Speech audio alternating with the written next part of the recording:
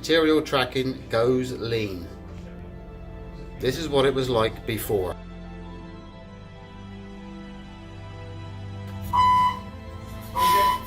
Can't even find the materials. Sean, make me a report.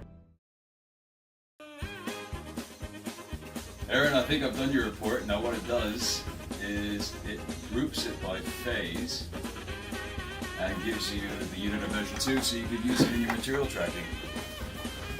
That sounds very handy. I've got the original material report, which has all the materials for the entire project in order, which lets me copy it directly over to our material tracking sheet. But before, putting it into batches was extremely difficult. Now with this new report, we have it in order again, but by batch.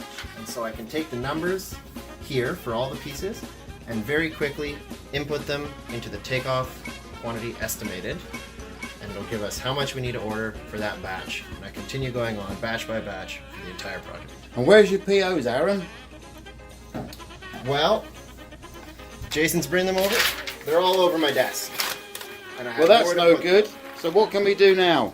Well, we've installed this handy material tracking box. All the POs and material tracking goes in there, and I can deal with it when I'm ready. Absolutely wonderful.